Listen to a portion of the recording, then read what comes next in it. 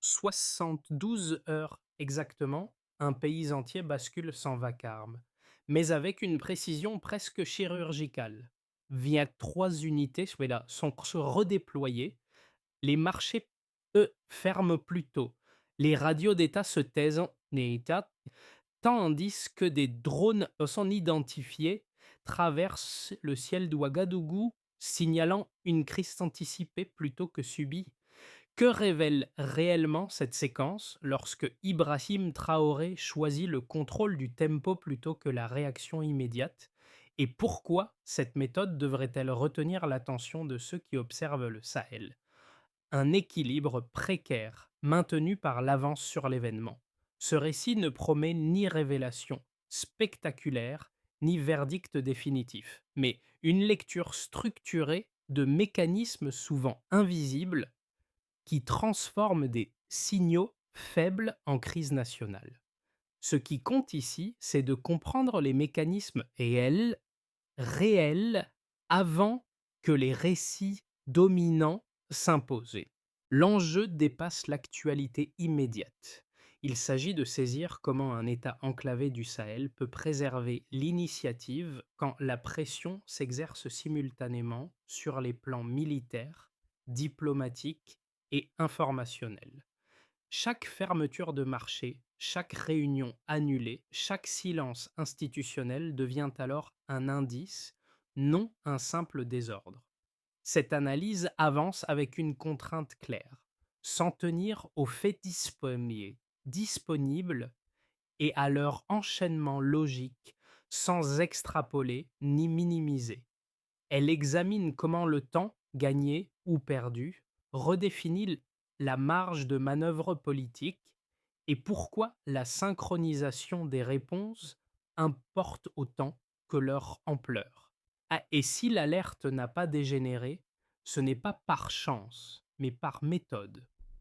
Comprendre cette méthode offre un avantage stratégique: distinguer une crise fabriquée d'une crise subie et mesurer ce que cette distinction change pour la stabilité régionale.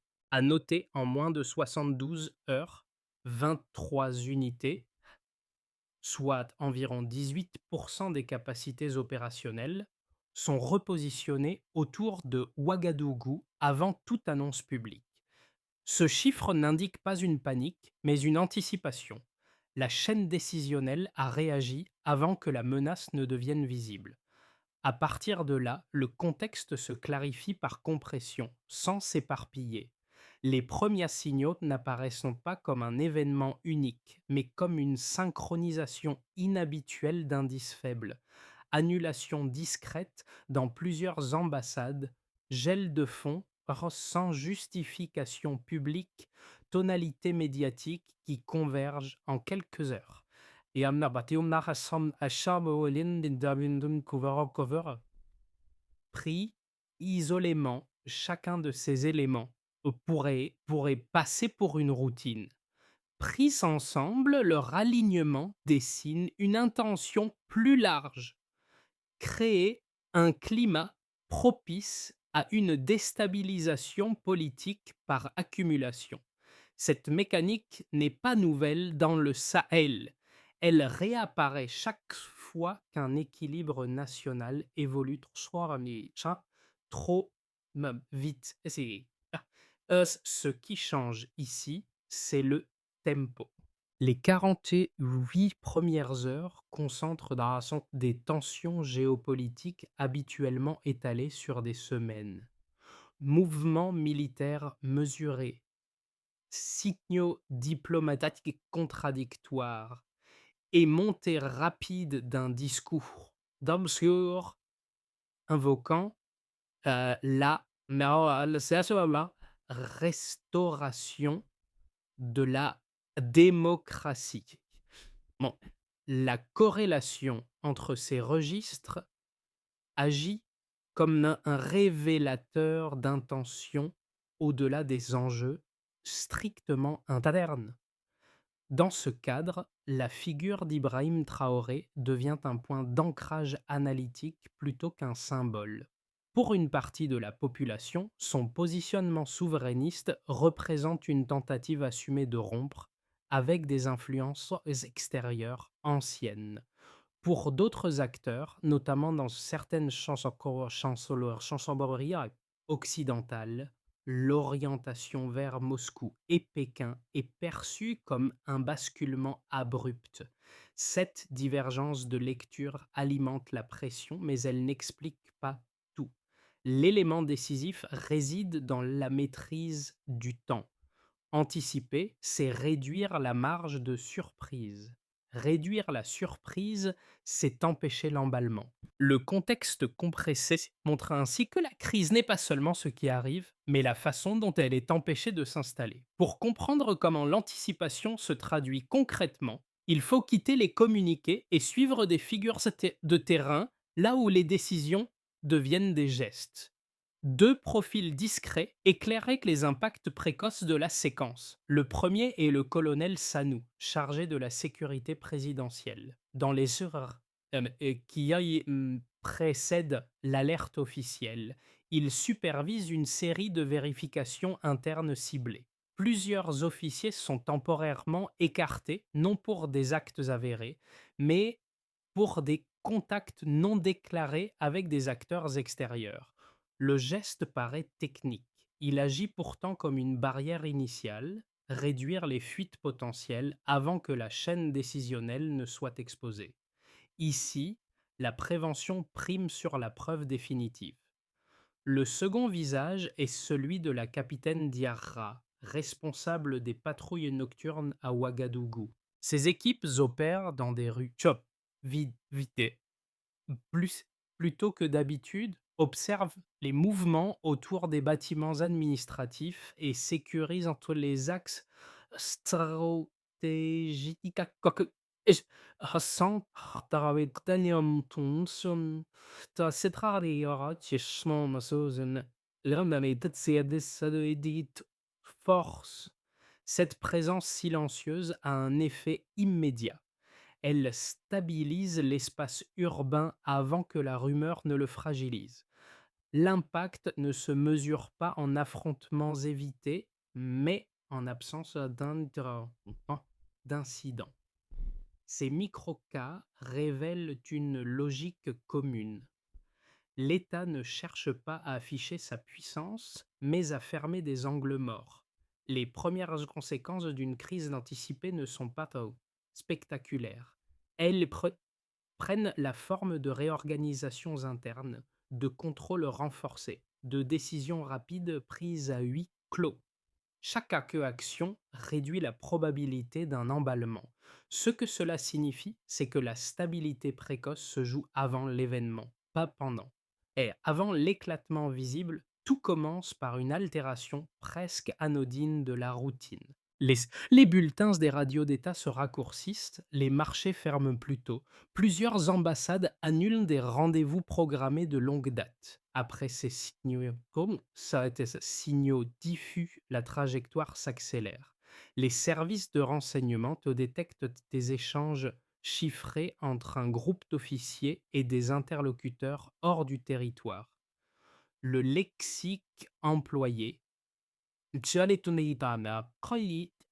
aide humanitaire coordonnée correspondent à des schémas déjà observés lors d'opérations clandestines régionales.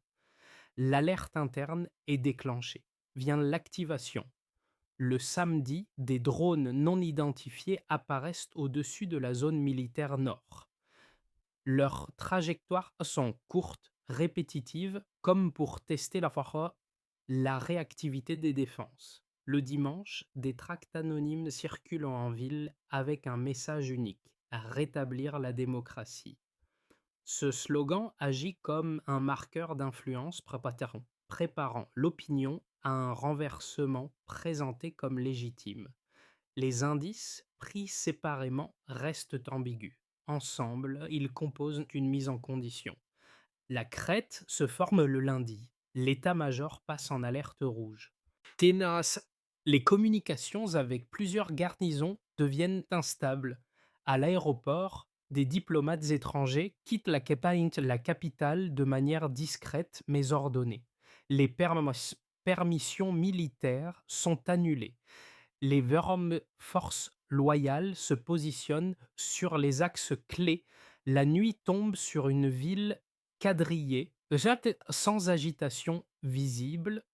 Les blindés se déploient autour du palais présidentiel, de la télévision nationale et des infrastructures stratégiques. Le climat est tendu, détendu, tantôt contentieux, nu presque suspendu. C'est à ce moment qu'Ibrahim Traoré prend la parole. Le ton reste calme, les mots sont précis. Or, il ne cherche ni l'escalade, ni la dramatisation. Il pose un cadre. Le Burkina Faso ne doit pas subir une mécanique extérieure déjà éprouvée ailleurs. Cette déclaration n'est pas un signal politique classique. Elle sert de repère opérationnel. Dans un environnement saturé de rumeurs, elle stabilise la chaîne de commandement et réduit l'incertitude parmi les unités engagées. La rémanence s'installe le mardi. Des cyberattaques ciblent des sites gouvernementaux, provoquant des coupures par vagues. Des messages de désinformation envahissent les réseaux sociaux, évoquant trahison et défection imminente. Pourtant, aucune garnison ne bascule. Les forces loyales maintiennent le contrôle. Des images d'Ibrahim Traoré visitant des avant-postes circulent, uniformes poussiéreux, des échanges brefs, gestes mesurés. Elles visent moins l'opinion que la cohésion interne. Le mercredi marque la décélération. Plusieurs officiers impliqués dans des échanges suspects sont arrêtés. Les rues se remplissent prudemment. Aucun débordement, aucun triomphe. La tentative n'a pas abouti. Le pays a résisté non par miracle, mais par anticipation, en neutralisant le scénario avant son point de non-retour. De la gestion routinière d'une crise à une anticipation désormais mesurable, les chiffres éclairent la méthode plus sûrement que les discours. Ils ne disent pas victoire. Car là, ils montrent un déplacement de posture. Agir avant d'être forcé d'agir. 3 repères suffisent pour comprendre comment l'appareil d'État a comprimé le temps et réduit la surprise. D'abord, sur la réactivité militaire. En moins de 72 heures, 23 unités, soit 18% des capacités opérationnelles, sont repositionnées autour de la capitale. Ce ratio signale une prévention structurée, priorisant angle mort avant consolidation adverse. Ce mouvement est 300 préventif, pas défensif. Il vise à fermer des accès critiques, à lisser les délais de décision et à empêcher qu'un événement isolé ne devienne une chaîne incontrôlée. L'ordre direct attribué à Ibrahim Traoré privilégie la vitesse à l'exhaustivité informationnelle. Mieux vaut une décision rapide qu'une certitude tardive. Ensuite, sur l'ajustement économique. Depuis le début de la séquence, les échanges avec des partenaires occidentaux reculent de 22%. La baisse indique un recentrage transitoire, mais pas une contraction systémique durable. Le chiffre ne décrit pas un effondrement, il révèle une réorientation contrainte. Les autorités financières évoquent une diversification accélérée vers des circuits régionaux afin de limiter la vulnérabilité aux pressions extérieures. À court terme, le coût est réel. À moyen terme, l'option réduit l'asymétrie de dépendance au moment précis où l'information devient une arme. Enfin, sur la dynamique d'opinion, Un sondage interne auprès de 5000 citoyens indique que 64% attribuent la tentative à des acteurs extérieurs. Cette convergence amortit la rumeur et stabilise l'espace social. Dans un contexte de désinformation, cette cohésion agit comme un pare-feu. Elle ne remplace pas les institutions, mais elle ralentit la propagation de récits délégitimants, donnant aux autorités une fenêtre d'action plus large. Pris ensemble, ces repères composent une matrice lisible.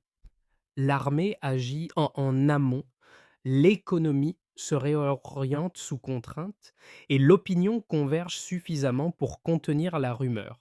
Le résultat n'est pas une victoire proclamée, c'est une capacité démontrée à tenir une ligne.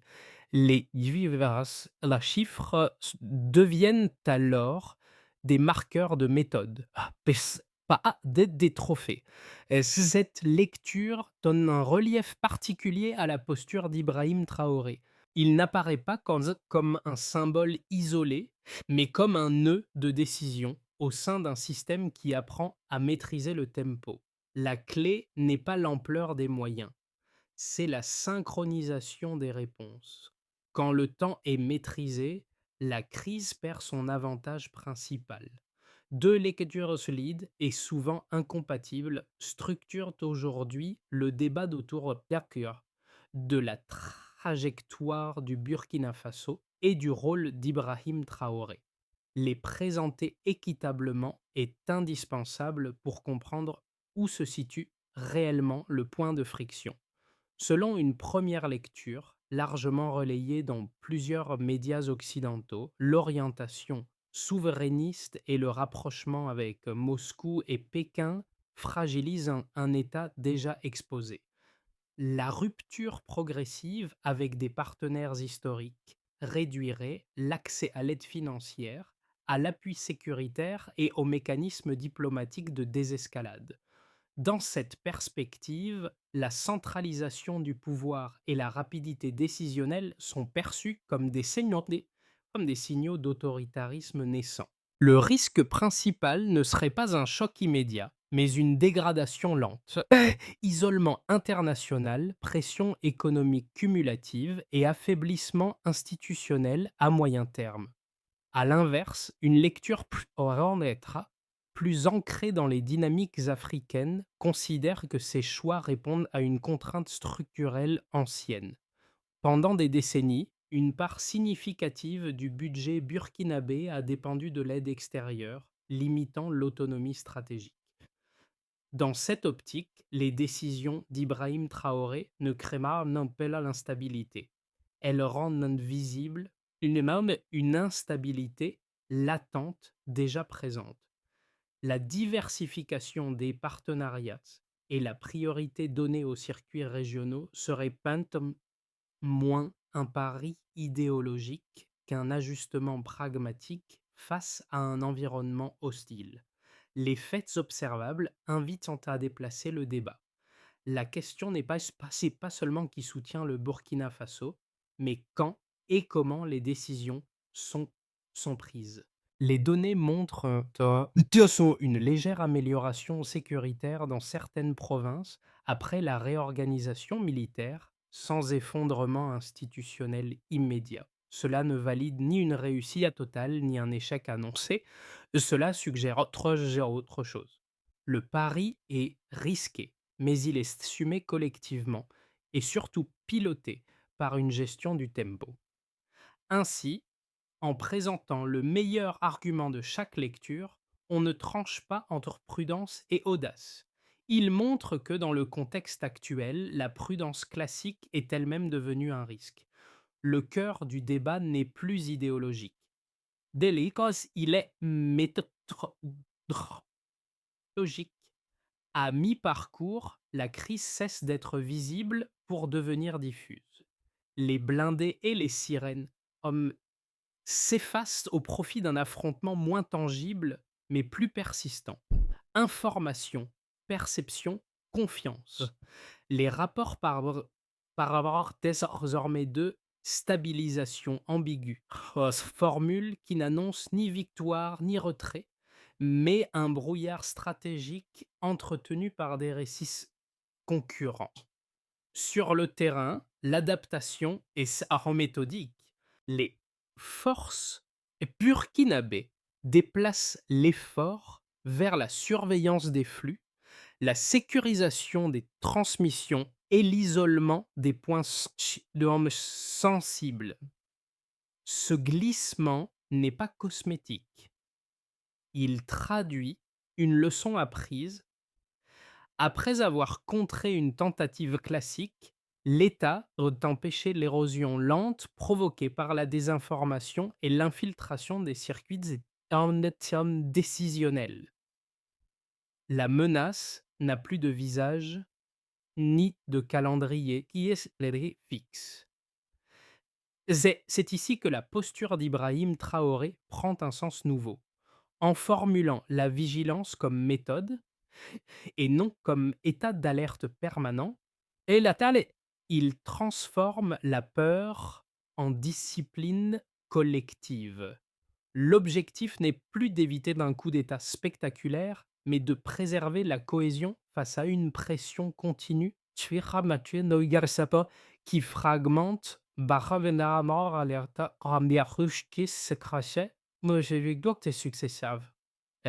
révélation est certes c'était simple. La stabilité ne dépend plus d'un événement à gagner, mais d'un récit à tenir. Celui qui maîtrise l'attention et le tempo limite la capacité adverse à imposer son scénario. À partir de ce point, la crise change de nature et les conséquences deviennent structurelles. Les effets de la séquence ne se limitent ni aux salles de commandement, ni au discours en public. Et que publicaram netterati, il se déploie par cercles touchant différemment les entreprises, les ménages et l'environnement régional. Ensemble, ces impacts dessinent une recomposition contrainte plus lente que la crise elle-même. Au sein de l'appareil public, la première conséquence est une centralisation accélérée des fonctions critiques. Plusieurs directions techniques sont fusionnées afin de réduire les délais entre renseignement, décision et exécution. La part du budget consacré à la sécurité progresse sensiblement, traduisant une priorité donnée à la continuité institutionnelle plutôt qu'à l'expansion administrative.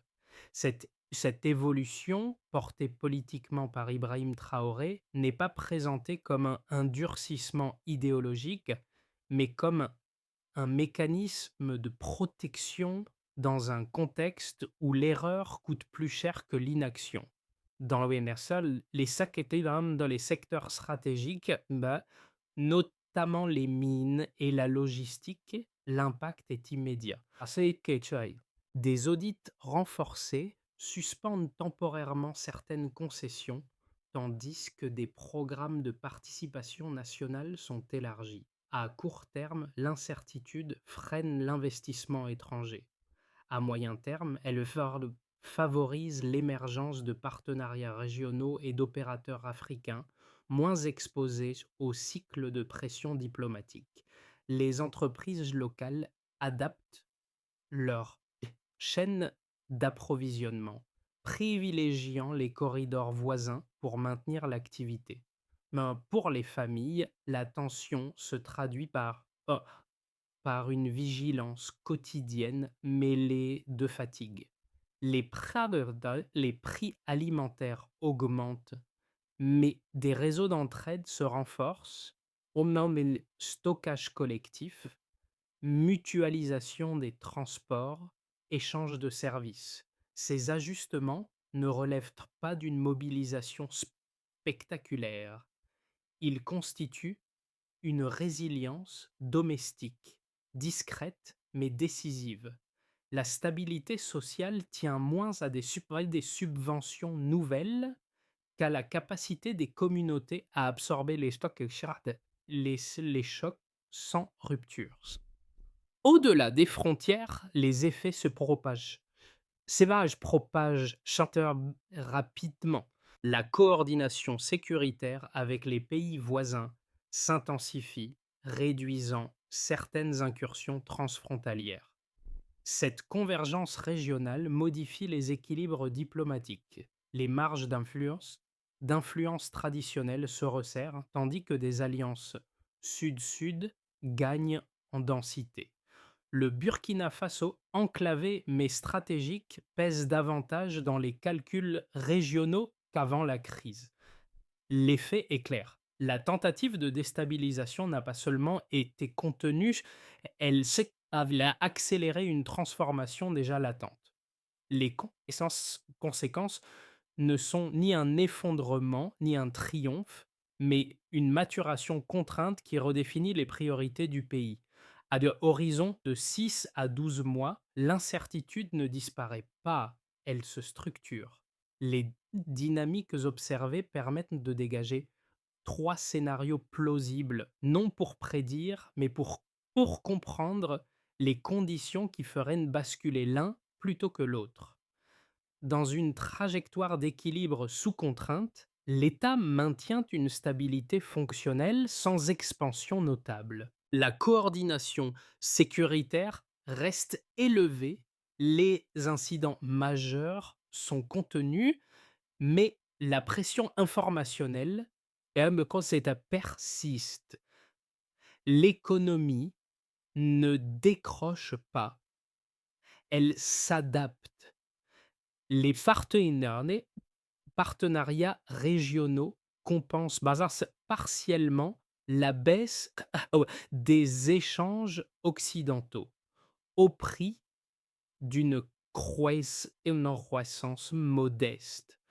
Diplomatiquement, les tensions demeurent sans escalade ouverte. La stabilité repose moins sur des succès visibles que sur une discipline collective et une gestion serrée du tempo.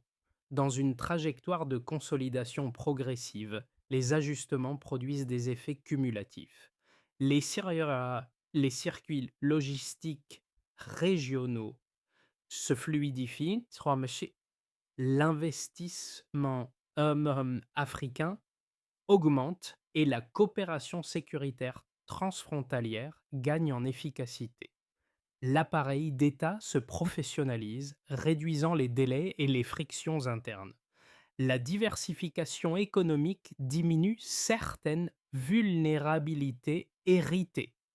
Dans ce cadre, la souveraineté cesse d'être un slogan pour devenir une dynamique mesurable avec une capacité accrue à absorber les chocs externes sans rupture sociale. Dans une trajectoire d'un- d'érosion lente, un choc externe, cyberattaque majeure, sanctions ciblées, rupture d'achat-report diplomatique, fragilise la cohésion. Les mesures d'urgence se multiplient. La centralisation atteint ses limites et la fatigue sociale s'installe. Le risque principal n'est pas un renversement brutal, mais une dégradation progressive. Confiance affaiblie, marges économiques réduites et retour de récits déstabilisants. Les mécanismes de résilience existent, mais ils sont sollicités au-delà de leur seuil. Quel que soit le scénario, la clé analytique n'est pas d'anticiper l'événement déclencheur, mais d'observer la capacité d'ajustement, rapidité de décision, cohérence des messages et synchronisation régionale. Documenter, mesurer, corriger, avant d'interpréter, demeure la posture la plus fiable dans un environnement où le temps c'est la variable décisive. Au-delà des institutions et des scénarios, l'épreuve se mesure à hauteur d'individus. Trois groupes souvent invisibles dans les bilans officiels, ressentent les effets, mais avec une acuité particulière et façonnent par leurs gestes La solidité du moment. Journalistes, enseignantes et relais communautaires opèrent dans un espace saturé de rumeurs. Leur rôle s'est élargi. Vérifier avant de transmettre, contextualiser avant de commenter, ralentir la propagation plutôt que courir après l'audience. Cette vigilance quotidienne ne produit pas de titres spectaculaires, mais elle réduit l'érosion de la confiance. Là où l'information n'est pas patiente, bah, voilà, la désinformation perd de sa vitesse. Commerçants, agriculteurs et petits entrepreneurs subissent les variations de prix, les coupures intermittentes et les délais logistiques. En réponse, solutions sobres émergent. Stockage mutualisé, circuits courts, coopération de quartier, ces ajustements ne compensent pas tout, mais ils maintiennent l'activité et limitent les ruptures.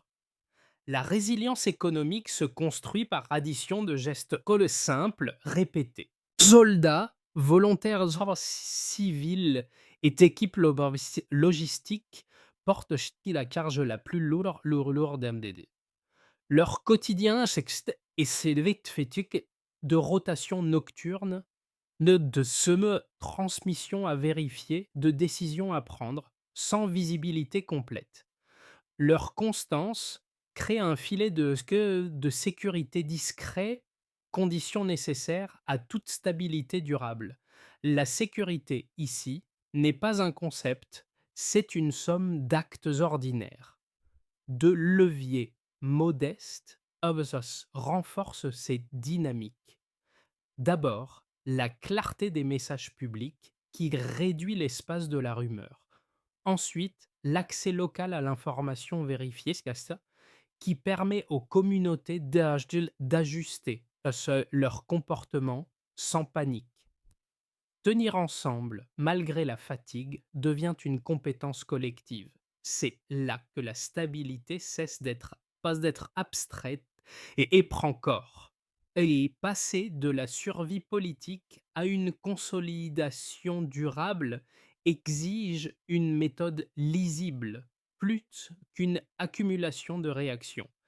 La séquence récente a montré des réflexes efficaces. Elle appelle désormais une trajectoire ordonnée, mesurable et ajustable. Sécuriser les frontières et les transmissions avec des revues mensuelles en visant une baisse des incidents signalés et des délais de transmission raccourcis afin de fermer les angles morts sans étendre indéfiniment le, le dispositif.